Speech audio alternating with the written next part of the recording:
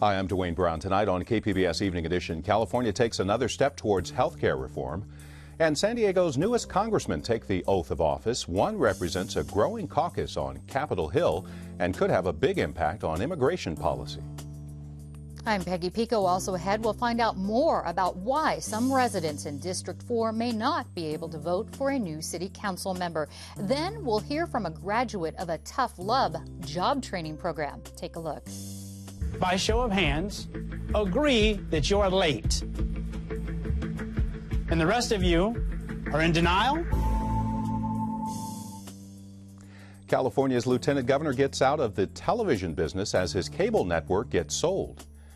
And how San Diego researchers are trying to help keep the state's aging population safe on the roadways. KPBS Evening Edition starts now.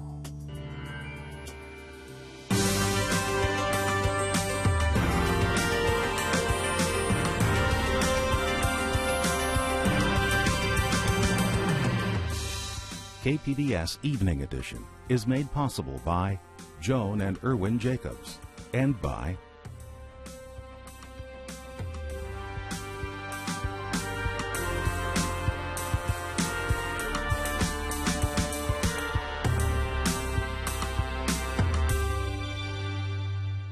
Good evening. Thanks for joining us. I'm Dwayne Brown. The federal government has approved California's plan to run its own health insurance market. It's a major step toward meeting the Affordable Care Act. Individuals and small businesses will be able to buy health coverage through the exchange called Covered California. Subsidies will be available for low to middle income families. The exchanges have to be operating by next January. The state says 7 million Californians don't have insurance right now. Covered California expects to insure up to 5 million people by 2016.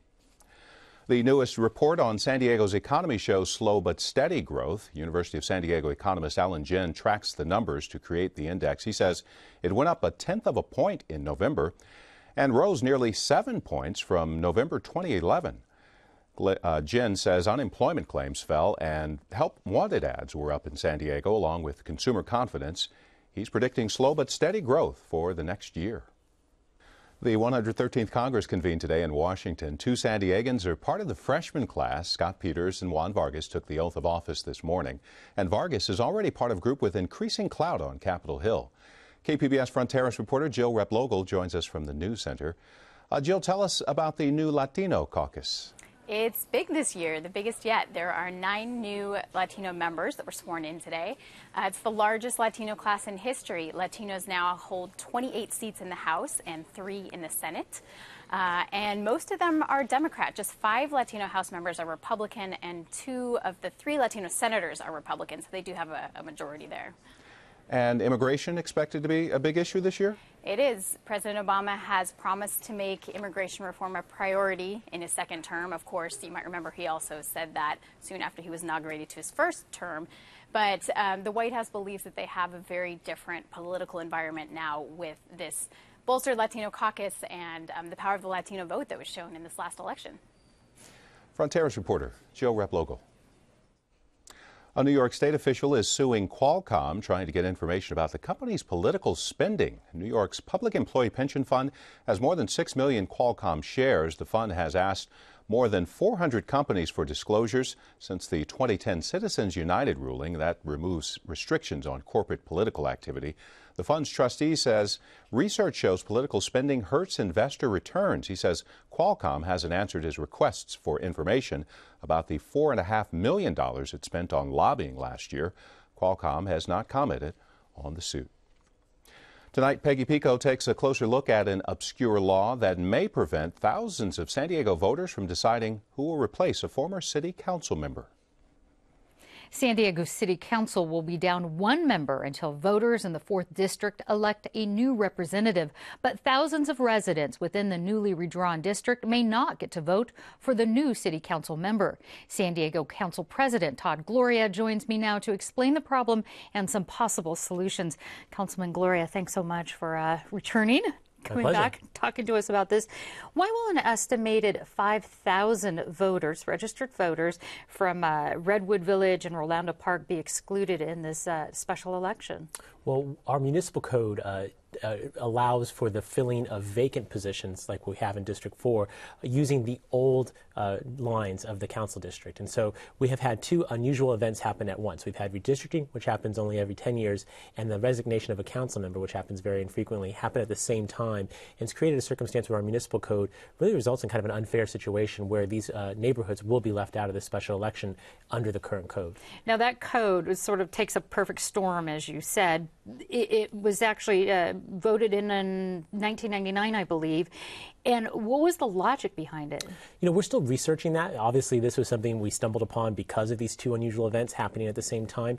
It's my understanding that it was at some direction of the state of California. Municipal code typically can be changed by the city council, which I would be interested in doing. But of course, the causing it to come about via the state may make it difficult for us to do that. We're still researching that and hope to have some answers in time for Monday's hearing when we'll vote on this matter. And you talked to the city attorney about this? Correct. This is a legal matter, so we're consulting closely with our city attorney. I've asked them to come to Monday's hearing when we will vote on this with a number of options for the council, hopefully all of them legal, and to do what we can to best fill this position, hopefully quickly. Now, I believe that you have 90 days in order to find a replacement, but so for the election, actually. What happens in that 90 days? You have several candidates? Well, we have a number of candidates who have filed their intentions with the city clerk's office. We imagine more before the deadline. In the meantime, though, we'll be operating business as usual in the Council District 4 office. I'll be supervising the staff that had previously worked for Councilmember Young. They'll continue to be there for citizens who need assistance, and we'll make sure that things are taken care of in this interim period. You're going to be overseeing the office. Will you be voting on District 4 issues? No, I will not. We will have an 8-member council, and we will vote as we have previously. We recently expanded to 9, so we'll just be an 8-member council until the 9th person joins us. We expect sometime between March and May. Well, because I understand there's nearly a dozen candidates already to fill this position, how much is this special election going to cost? Well, that's unclear at the moment. It could be more than $300,000. What we're doing right now is working with the state of California, which also has a special election in basically the same area. We hope to consolidate those elections and thereby saving San Diego taxpayers about $100,000. Naturally, if I'm given the opportunity to save the city some money, I'm going to take that opportunity. But right now, we're working with the state to try and make that happen. Now, Rolando and Redwood Village voters are actually known for their political activism. Yeah. They're a very active group. They say this is not fair. They feel disenfranchised. What do you want to say to them? Well, I would agree with them. I don't think this is fair at all. When it was brought to my attention, I just couldn't believe it. But it's what we were dealing with, and that's why we're consulting with our attorneys to see if there's any other way that we can legally accomplish what we want, which is full enfranchisement.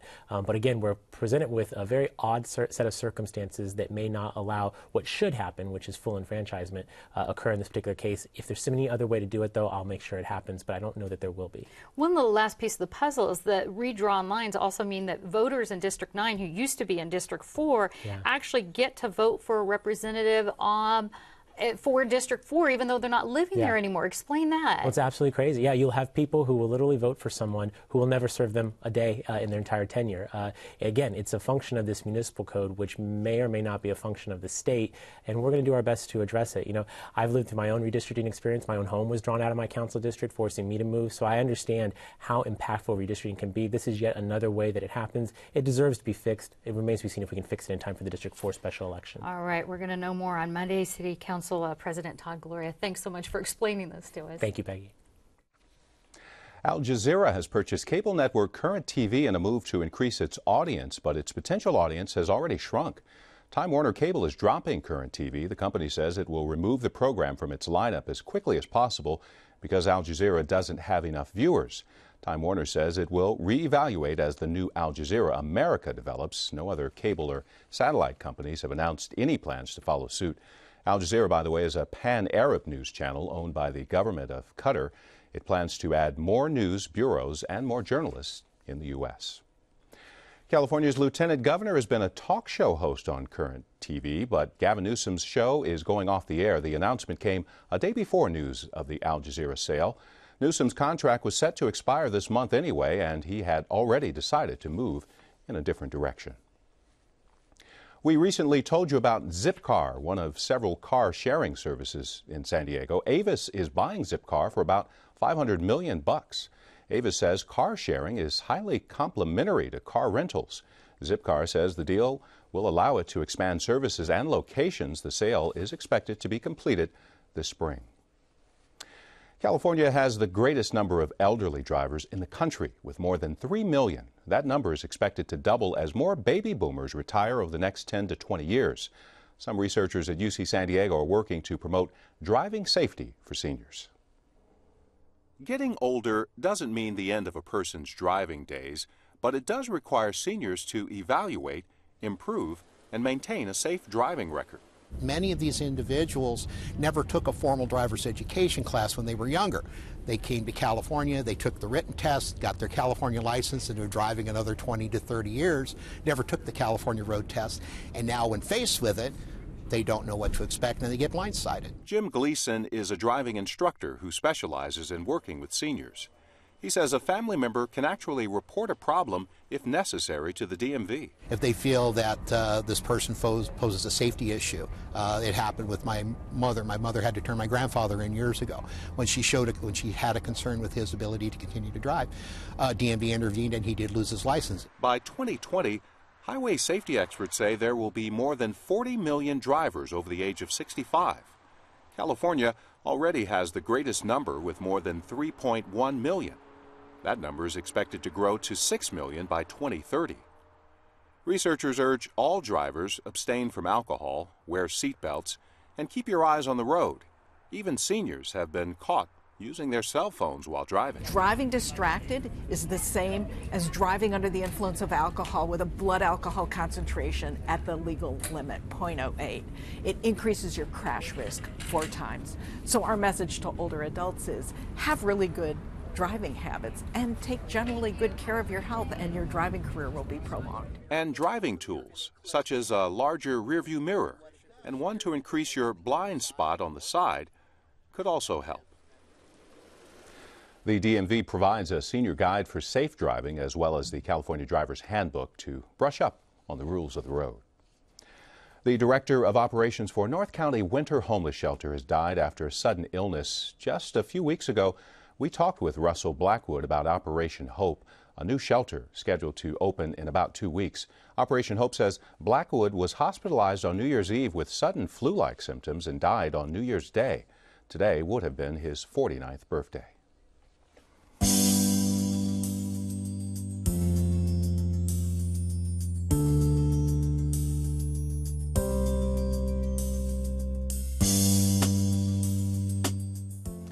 It costs more than $30,000 a year to get a college degree in California, but a state lawmaker wants to make it a lot less expensive, $10,000 for a bachelor's degree. The proposal from Assemblyman Dan Logue calls for more coordination between high schools, community colleges, and CSUs, giving students a chance to earn college credit in high schools. The degree would be available for students in science, technology, engineering, and math. Logue wants to create pilot programs at campuses in Chico, Turlock, and Long Beach. A San Diego Job and Life Skills Training Program helps people get off the streets and into the workforce. Peggy Pico explains what makes the program so unique. San Diego's Second Chance Strive program is a comprehensive tough love approach to get veterans, former prisoners, and substance abusers off the streets and into the workforce. It's been so successful that the Sundance Channel featured the program in a series called Get to Work. Take a look. Drum roll, please. Be back in 10 minutes. We give the students a 10-minute break. What they don't know is that this is the first test. If you have a problem being late, you're not going to get a job. We are watching the clock. We're close. We're not yet, but we're close. Okay, guys, that's it. That's it. Go ahead and stand on the wall for me, sir. Even if you're 10 seconds late, we'll make you stand against the wall. So, how many of you, by show of hands, agree that you're late? And the rest of you are in denial? And that's just the first lesson. Here with her personal success story is Second Chance graduate Tanya Rinskoff and Robert Coleman, Executive Director of San Diego's Second Chance. Thank you both for joining us. Tanya, tell us your story. How and why did you end up going to Second Chance? Well, I was started out in Vegas, living up, the Sin City lifestyle, kind of the party girl. Ended up in drugs, prostitution. Decided to come to San Diego. went to I had enough, basically. Wanted to change my life, so I decided to take myself to a residential treatment facility to get a grip on my addiction. In there, I came across a roommate who had been through the program and speak greatly of it, so I decided I can't rebuild Tanya with used parts. Wanted to completely rebuild Tanya with all brand new parts, and so this was a great avenue for me to do that. You found out about it through a friend. Is Tanya typical, Robert, of your students and the student population you serve? Tanya is very typical. People come to us with all sorts of different backgrounds. Maybe they're backgrounds that have involved incarceration, backgrounds that have involved homelessness. Many of them will have backgrounds that involve drug addiction, alcohol addiction, gambling addiction even. And like Tanya, they come to Second Chance knowing they want to be different, knowing that the future lifestyle for them and employment opportunities for them lie in a different place to where they've been. And so they come to us with this great sense of hope and anticipation. No, it's tough, though. This isn't a nice little, cushy little lay by the pool, let's do this. It's a 4-week program that you call a no excuses program. And as we saw in that clip, pretty tough lessons. What is the first lesson and what does it have to do with? Well, the clip that you've shown is the very first lesson that happens on orientation day. And so we set the bar very high in terms of the standards that we expect. But the standards that we expect are just the same standards that any employer would expect. And if we don't instill that discipline right up front, right on day one, we're failing them if they graduate, and we're failing employers if we present these people once they do graduate. So because these standards are very high, not everybody will graduate this program. About half will. And you spend, it's a 4-week program, as I mentioned, but the first 2 weeks you work on one particular thing. The first 2 weeks we work solely on their attitude. Tanya's smiling at that. Tanya, was that the hard part for you? It was a little difficult, but I came in with such a determination and willingness to change my life. There was not too much of it that was difficult for me because I just set aside everything I thought I knew for a new experience. So. But it is difficult, Robert, for some people, right? Changing that attitude. It is very difficult. If they've had years on the yard and years as of in prison yard, and the way that you handle yourself and the way that you communicate, it might be appropriate for that environment, but when you're sitting down in front of a stranger and they're interviewing you, you have to have a smile, you have to be able to shake their hand, you have to be able to look at them in the eye and just exude confidence. And so we deal with a lot of those skills, but the attitudinal ones are the most important ones. Just real briefly, what is your success rate? We get about 70% of all of our graduates back into work within the first 3 or 4 months of graduating. And they stay there, I understand, for... and the vast majority of those would still be in full-time employment a year later. Okay, yeah. And there's more support after that as well. Yes. Okay, and Tanya, what are you doing right now? I currently work for Second Chance. I was given a job lead 1 week out of my, after graduating. Took that, blew the interviewer out of the water with my interviewing skills, and from there pursued my goals, moved on to another company, and out of the blue got a call from Second Chance and asked me to come around and do an interview with them, and I gladly welcomed that, and so now I'm on the Second Chance team. Well, there is so much more to talk about with Second Chance, and our viewers can find this out on our website, kpbs.org. I understand there's a class coming up this Friday. This Friday, very good. So, Robert and Tanya, thank you both so much for talking with us. Thank you for having me. Thank you. I'm Judy Woodruff on the Next News Hour. Out with the old and in with the new. What unfinished business does the 113th Congress face after their swearing in? That's Thursday on the PBS NewsHour. NFL.com says the Chargers have gone east in their search for a new general manager, flying to the East Coast to do interviews. The report quotes a team source and says the Chargers want to name a new GM by the middle of next week. That person would then help in the search for a new head coach. San Diego weather is going to stay mild into the weekend. Temperatures mostly in the 60s around the county, but colder in the mountains, down into the 40s, and it will be very cold at night in the desert. Ready for a trip underground and back in time? There's an old gold mine in San Diego's Backcountry that's mostly unchanged from the days of the Julian Gold Rush. Tonight, Ken Kramer takes us inside for a look around. Let's go back in time. Back to the 1870s, when there were as many as 200 gold mines in San Diego's backcountry. Here's one that's still around, and here we go. Carl Nelson is taking us into the Eagle Mine, which his family has owned for more than a half-century. And this mine, by the way, was still producing gold up until the early 1940s. This is where the gold's found, in these veins of quartz, not the rock around it. If you were a miner and you wanted to find gold, you had to follow those veins of quartz back farther into the mountain, creating hundreds of feet of tunnels as you went. There's 5 levels above and 5 below us. We're in the middle level of the mine. Walking through here, you get a sense of what it must have been like. This was hard rock mining, and this was hard work. The tunnels snaked through the mountain, and you can imagine the men who labored here every day, digging, drilling, and blasting with small charges of explosives, all to extract gold that in the early days of this mine was worth about $17 an ounce, something like 1/100th of what it is today. So we talked with Carl Nelson. We wondered, what about that? Has all the gold been taken out of here? There's still gold here. It's just this is old-fashioned today. Modern mining is, large companies, and they move mountain ranges. They don't dig tunnels. The Eagle Mine, though, was never a big corporate operation. It was one of dozens of mines scattered from Julian down to Banner, and it provided work for a few men. Maybe a dozen, but not all at the same time, maybe in shifts, Because underground, you're working in confined areas. Yes, confined is a good word for it. And if you're curious what it must have been like, there are clues everywhere here inside this mine. The leftover remnants of what was a going operation up until the Second World War. Here's the mine office, hundreds of feet within the mountain, looking like somebody just walked away from it one day 70 years ago. Connected to the outside world only by a telephone.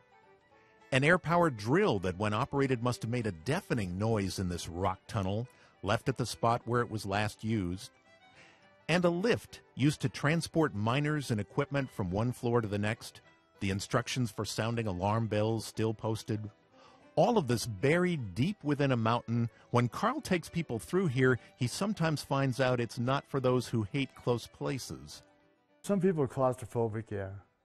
Yeah, you usually tell. You turn sweaty and get all white, You can't tell from in here, but really what we have here are 2 mines hooked together by tunnels.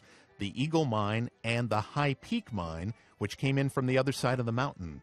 But from inside, it's just one long series of tunnels. And something else, as you walk toward the center of the mountain, you notice you're going very slightly uphill. It's so the ore cars that ran on rails could be pushed out easily when they were full, and uphill when they were coming back in empty. And also so water could run out too, Carl says.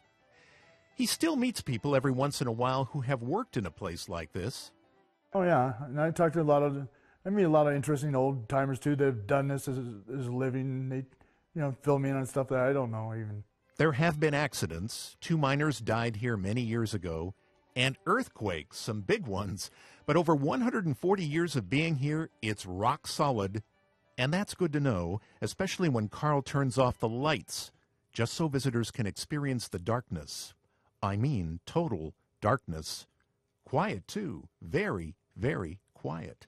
A lot of times, supposedly if you go in there and sit long enough and you're still enough, eventually it starts sounding like rain, and what you're hearing is like the dust fall. It took a certain kind of person to do this, work in here under these conditions, breathing the rock dust, loading the ore, pushing it outside to the stamping mill, and doing it year after year. You kind of admire their spirit and enterprise. This was not a big mine as commercial operations go, but it paid its way. All told, maybe $100,000 worth of gold was removed from the Eagle and High Peak mines, and that was in the days when that really was a lot of money. You think about that in a place like this, what working days must have been like here, and how after 8 or 10 hours drilling, blasting, and hoping that the gold continued, how welcome must have been the light at the end of the tunnel. The Eagle and High Peak mines are located on C Street in Julian, just a little north of the center of town. There is a fee to look around, and tours are open to the public. To see more of Ken's stories about San Diego, tune in every Thursday night at 8 right here on KPBS Television. Recapping tonight's top stories, the federal government has approved California's plan to run its own health insurance market. It's a major step toward meeting the Affordable Care Act. Individuals and small businesses will be able to buy health coverage through the exchange called Covered California. Subsidies will be available for low to middle income families. The exchanges have to be operating by next January. About 7 million Californians don't have insurance right now. Covered California expects to insure up to 5 million people by 2016. And the newest reports on San Diego's economy show slow but steady growth. University of San Diego economist Alan Jin tracks the numbers to create the index. He says it went up 1/10 of a point in November and rose nearly 7 points from November 2011. Jin says unemployment claims fell and help wanted ads were up in San Diego, along with consumer confidence. He's predicting slow but steady growth for the next year. And you can find tonight's stories on our website, kpbs.org/evening edition. Thank you for joining us. You have a great night.